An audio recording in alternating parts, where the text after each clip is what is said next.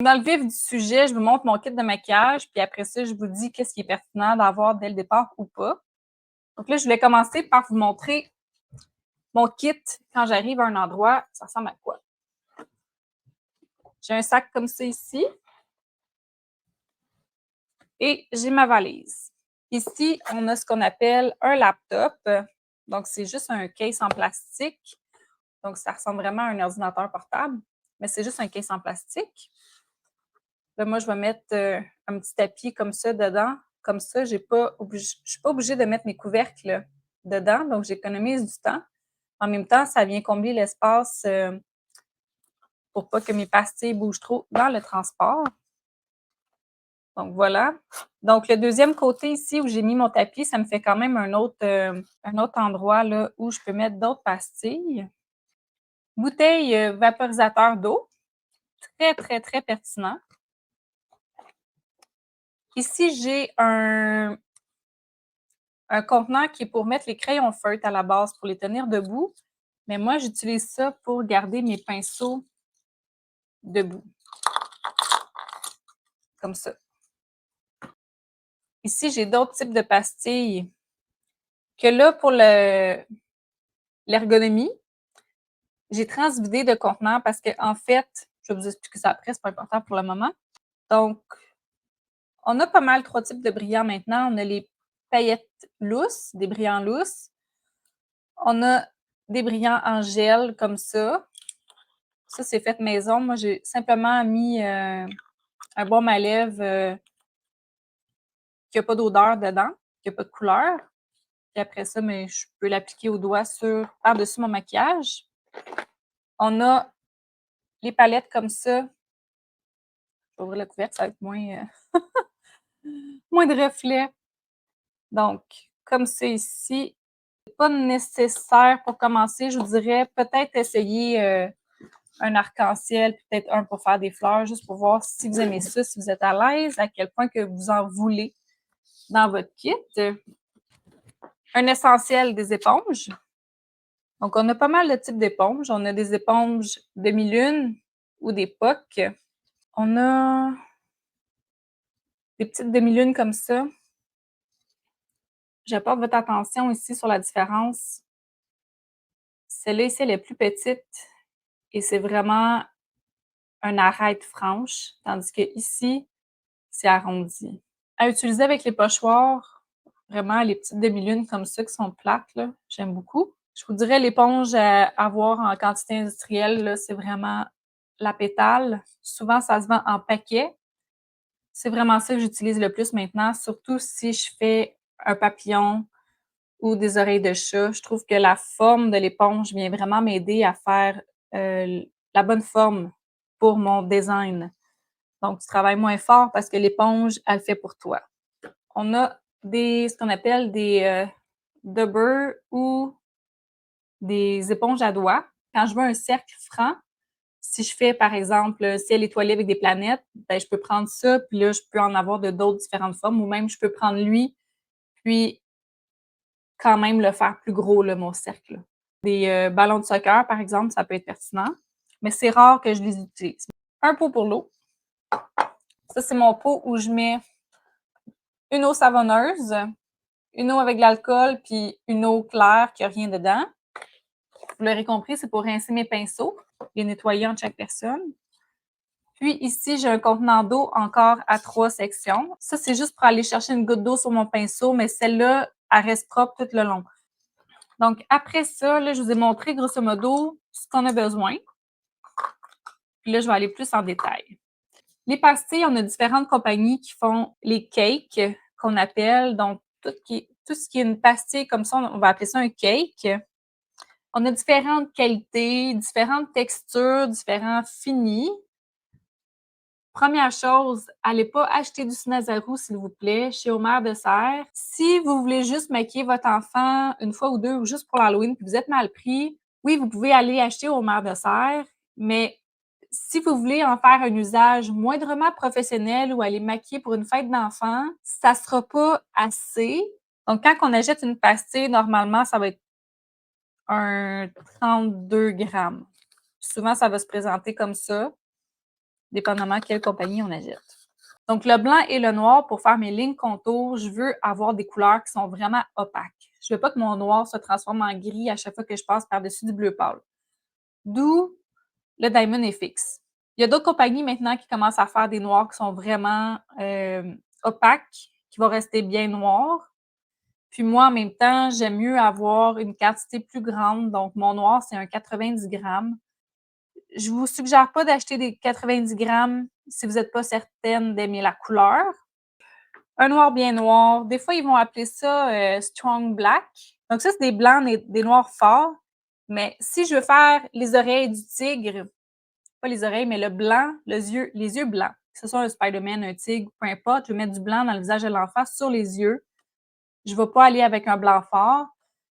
Moi, je prends du Paradise, donc de Méron. Il est un peu plus poudreux comme texture, donc je trouve que c'est plus confortable sur la peau aussi. C'est moins, ça va faire moins sec, c'est moins inconfortable. Ça fige pas ta face, finalement. Si je te mets du Wolf sur les yeux, tu vas vraiment te sentir gommé et figé. Ça s'en vient un peu vintage, le Paradise. Il y a des couleurs que j'aime beaucoup, mais c'est une texture qui est un peu différente, qui va être plus poudreuse que cireuse. Sinon, ces temps-ci, ce que je fais beaucoup, c'est prendre un blanc qui est métallique. Là, ça fait le retour directement dans la lumière. Hein? Donc, un blanc métallique parce qu'il est transparent, puis c'est vraiment doux à l'application, c'est très léger. Donc, j'aime beaucoup utiliser ça. Donc, un mix de ces deux-là. Donc, oui, au final, j'ai 3 blancs. Donc, un blanc qui va très bien couvrir pour faire mes lignes. Un blanc pour faire des fonds. Si je fais un clown, par exemple, ou un vampire, ben, je vais aller avec un petit blanc comme ça, poudreux, comme le Paradise. Si je veux juste faire mon dégradé sans que ça fasse une marque sur la peau, je vais y aller avec un blanc transparent. Ça va rendre aussi ma couleur que je mets à côté un peu plus métallique, brillante. C'est intéressant. Si vous commencez, des fois, ils se vendent des petits kits comme ça que c'est juste, par exemple, les couleurs primaires, un noir, un blanc. Ça peut être une bonne idée si c'est juste pour maquiller ton enfant à toi ou pour essayer de voir si t'aimes ça, ça vaut la peine. J'avais fait, j'avais bâti un kit de maquillage qui est comme prêt à acheter tel quel là, sur le site de Pigment M, je vous mettrai le lien. Je pense que j'avais fait 2 versions. J'avais fait une version kit de base, là, vraiment les essentiels, puis après ça, j'avais les essentiels pour le temps des fêtes, les essentiels pour l'été, des choses comme ça. Je vous mettrai le lien. Donc, c'est ça. Soit qu'on peut y aller vraiment, vraiment minimaliste puis avoir juste une palette comme ça qui a les couleurs de base. Si vous voulez essayer, voir si c'est votre tasse de thé ou pas le maquillage pour enfants. Parce que si c'est pas votre tasse de thé, puis vous avez acheté un kit à 250 ben vous allez peut-être trouver ça plate. Le 250, si on veut faire ça de façon professionnelle, c'est quand même un entrée de gamme. C'est quand même petit. En commençant, c'est peut-être pas nécessaire de se lancer dans des couleurs métalliques. Tu sais, si je prends un rose pâle sur mon éponge puis que je mets du blanc métallique aussi avec, ben mon rose va aussi devenir un petit peu métallique. Puis après ça, on a les couleurs fluo aussi. Comme ça, on le voit. Un beau jaune fluo. Les couleurs néon vont aussi être transparentes. Maintenant, ils s'en font de moins en moins transparentes. Je pense que c'est GTX maintenant, là, c'est nouveau, là, qui ont des couleurs néon qui ne sont pas transparentes au pinceau, mais bon. Quand on commence, l'idée, c'est juste d'essayer, premièrement, maîtriser la quantité d'eau, la texture sur la peau. Puis après ça, c'est de trouver avec quelle couleur on aime travailler. Donc, ça vaut pas la peine d'aller acheter toutes les couleurs, là, toutes les variantes d'une même couleur. Donc, par exemple, si je commence, ben, je vais m'acheter du rouge, je vais peut-être m'acheter un orange fluo. Je pense pas que je vais m'acheter un orange régulier parce que je peux très bien prendre mon orange fluo et mon rouge régulier pour me faire un tigre, pour le faire en dégradé. Avoir des couleurs fluo dans son kit, c'est un must. C'est vraiment un must parce que c'est ça qui fait que c'est voyant, c'est pimpant, c'est bruyant, là, visuellement, si on veut. Des couleurs vives, contrastantes. Un rouge, un orange fluo, après ça, jaune qui est assez opaque, voire un jaune liquide qu'on peut mettre dans une pastille qui va sécher et qu'on peut par la suite réactiver à l'eau. Non, ce n'est pas de la moutarde. Paradise encore qui fait ça, mais rond. Donc, en fait, on fait juste rajouter quelques gouttes là, dans notre pastille de jaune avant de commencer un contrat. On n'en met pas trop. Mais si on veut faire le milieu des fleurs, des petits points jaunes, ça va vraiment être couvrant, ça va être pigmenté. Et un jaune fluo, vraiment jaune fluo, super pertinent. Vert, je vous dirais, ça, c'en est un pertinent d'avoir un vert pâle, un vert foncé. C'est vraiment ça que j'ai encore dans mon kit, là. Pâle, on s'entend, là. Il pâle, c'est un lime, lui, celui-là. Ça, c'en est un que j'ai un premier amour sur lequel je suis retournée récemment. Donc, c'est vraiment un Paradise de Mairon, la vraie couleur lime, parce que c'est vraiment... Il est opaque, c'est une des premières couleurs avec laquelle j'ai commencé à travailler, puis c'est un incontournable selon moi. Donc, si j'en ai un autre Diamond FX vert forêt, j'ai pas d'entre-deux, là, je les mélange ensemble. Après ça, bleu, je vous dirais, même chose, bleu foncé, bleu pâle. Le bleu pâle, maintenant, ce que j'aime faire, c'est avoir un métallique. Parce que le bleu, c'est une couleur que je vais utiliser beaucoup pour faire des fonds. Par exemple, s'il y a un enfant qui me demande un Olaf, qui me demande un papillon sur la joue, qui me demande peut-être pas un dauphin parce qu'il va être bleu, quoi que je pourrais. Un personnage sur la joue, je veux pas juste le mettre toute seule, tout nu. Je vais y faire comme un petit peu un paysage ou un contexte.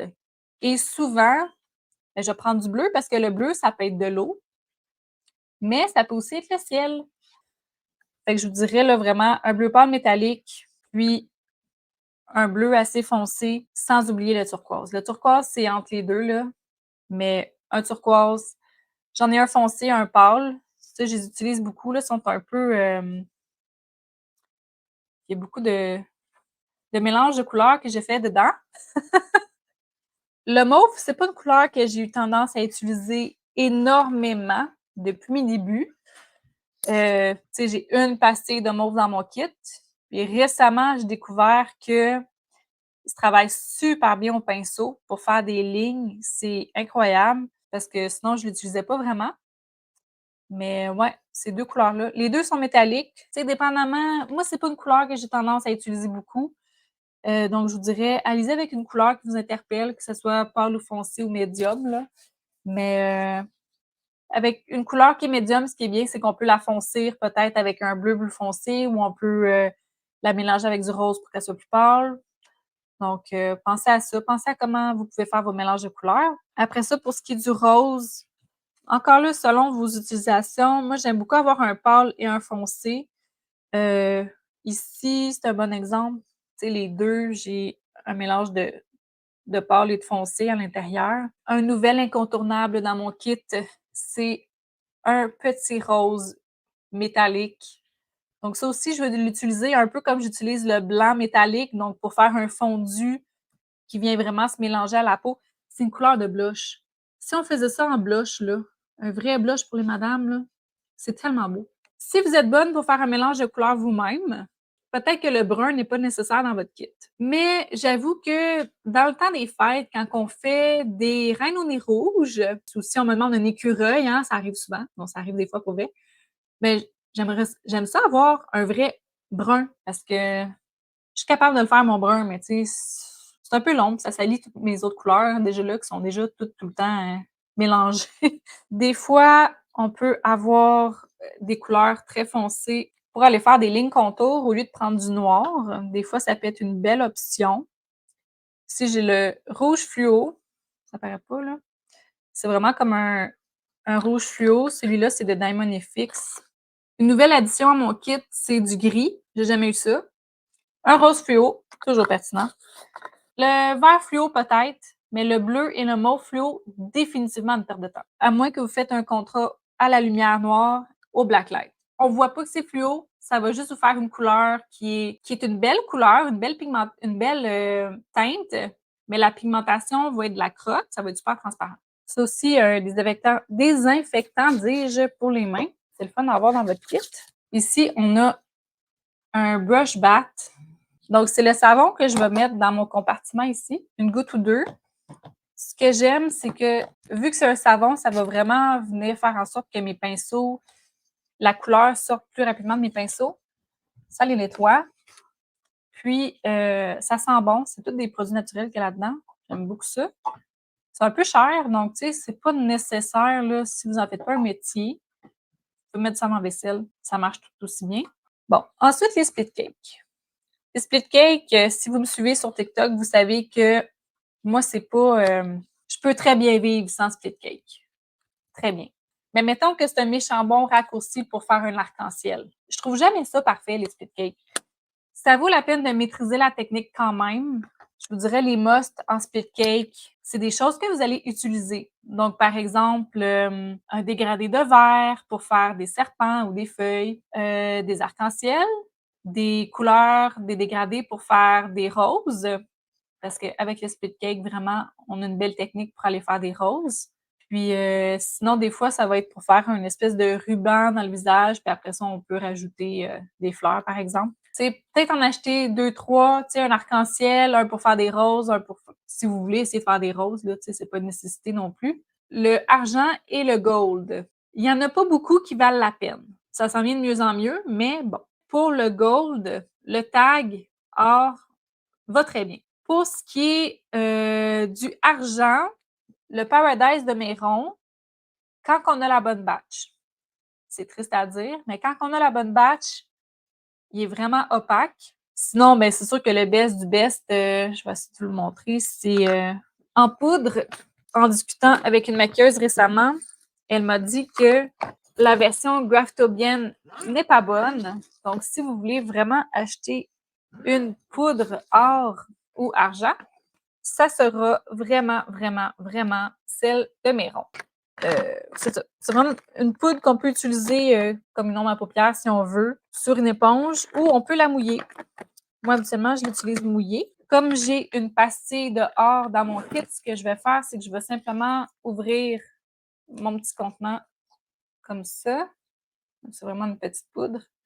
Puis je vais juste en déposer comme ça, tout doucement, vraiment doucement, sur ma pastille de or. Donc, ça, vraiment, c'est le or de la vie. Même le or, j'ai pas tendance à l'utiliser tout le temps, mais c'est tellement beau, là.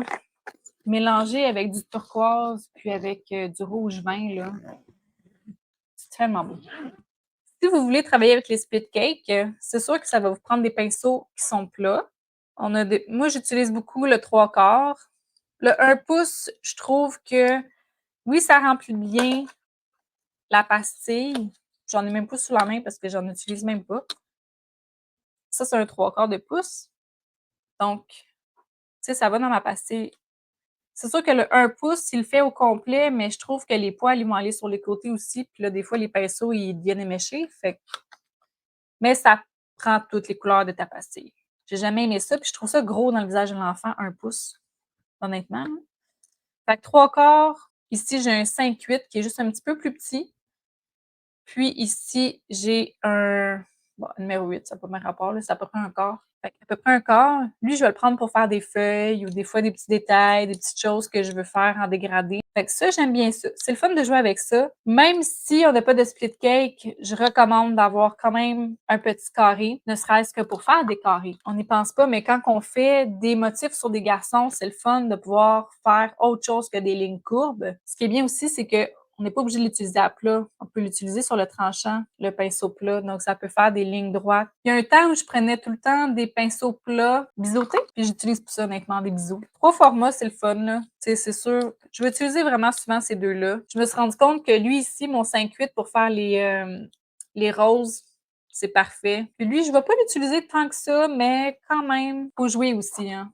Faut prendre nos pinceaux, faut prendre le temps, faut tester, faut voir c'est quoi que ça fait dans ce sens-là, c'est quoi ça fait dans ce sens-là, puis si je le mets de même. Fait que, on les essaye, on joue, on voit. Après ça, on a les pinceaux ronds. Ici, j'ai un gros numéro 10 que j'utilisais beaucoup avant. Quand j'ai commencé, là, le plus gros ici, là, j'utilisais beaucoup ça au début parce que je me faisais une belle grosse ligne contour, puis après ça, je venais dégrader avec mon éponge.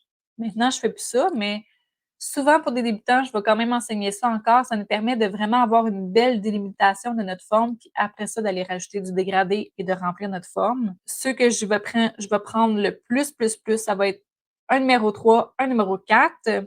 Des fois plus petit, Si je veux aller faire un œil de licorne, ça se peut que je prenne le tout petit, tout petit, tout petit. Sinon, pour faire mes lignes contours, souvent, ce que je vais faire, c'est que je vais avoir mon numéro 4 ici, qui est le plus gros, pour faire des lignes contours blanches, puis mon numéro 3 pour faire mes lignes contours en noir.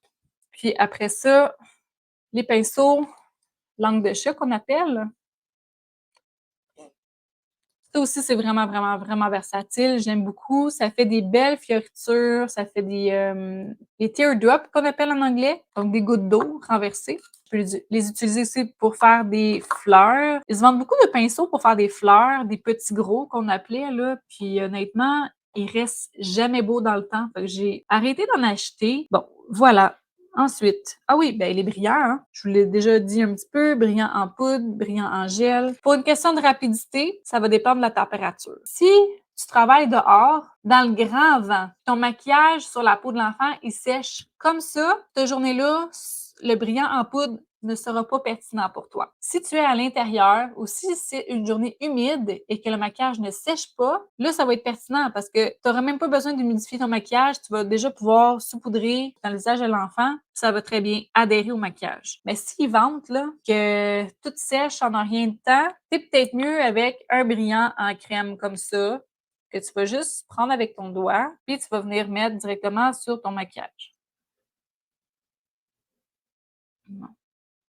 Donc, ça se vend comme ça, en crème. Donc, l'avantage de ce produit-là, qui est en crème, quand tu viens l'appliquer par-dessus ton maquillage, vu qu'il n'y a pas d'eau à l'intérieur, ça ne va pas enlever ton maquillage. Je vous montre ce qui était bien à la mode avant. C'était le fameux Pixie. Là, il n'y a plus rien sur l'étiquette parce que ça, c'est rendu mon truc personnel à moi que je me mets quand je maquille les enfants, là. Donc, lui, je pense que l'ingrédient principal qui fait sa crème, de l'aloès. Tu sais, le résultat ressemble à l'autre.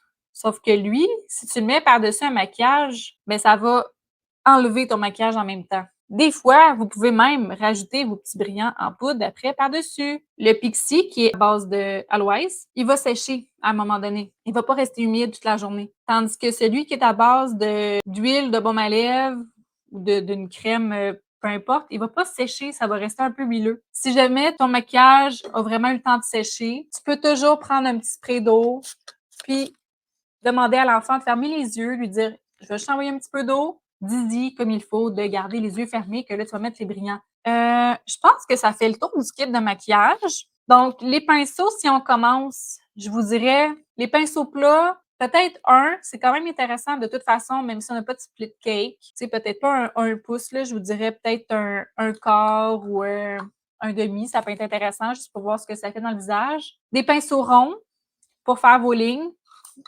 Donc, je vous dirais, quand on commence un numéro 4, c'est peut-être difficile de rester sur la pointe du pinceau. Là, c'est sûr qu'on a plus tendance à l'écraser au complet.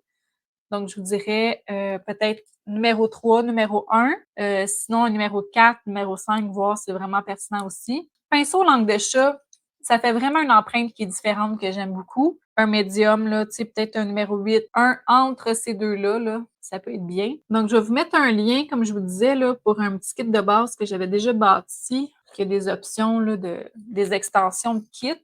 Ça fait le tour. Moi, j'ai un petit kit, hein. Moi, j'aime pas ça m'éparpiller.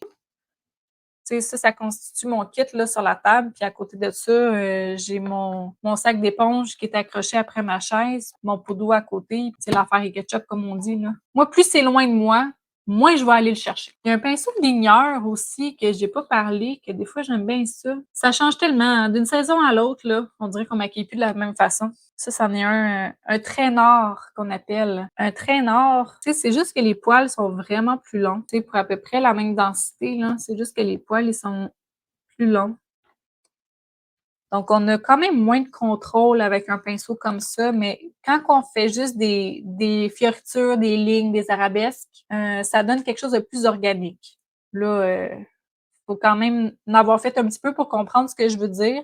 On est moins en contrôle, mais tu sais, pour faire des fleurs, par exemple, des lianes, des fioritures, c'est vraiment, vraiment une belle chose à essayer. Faire des choses différentes. On a un pinceau fan, éventail. Puis ici, j'ai un pinceau qui est. Mais ça fait juste ça fait un cercle, carrément. Donc, ce pinceau-là, C'est rare que je fais ça, mais quand je fais des masques de coccinelle, c'est ça que je vais prendre pour aller faire les pois. D'ailleurs, récemment, cet été, je me suis rendu compte que ce pinceau-là, éventail, était génial pour faire des crinières de tigre, de lion, parce que tu fais juste pouip, c'est fait. Pouip, pouip, c'est fait. Pouip, pouip, c'est fait. Est-ce que vous devez vous acheter ça en commençant? Définitivement pas. Un contenant pour mettre vos éponges. Moi, c'est juste un sac de lavage comme ça que je viens juste suspendre après ma chaise. Donc, un sac de lavage comme ça. Un sac pour les éponges sales aussi. Hein? Il faut les mettre à quelque part, elles aussi. Faites attention, les éponges dans le vent quand on travaille dehors. Hein? Un petit heads-up.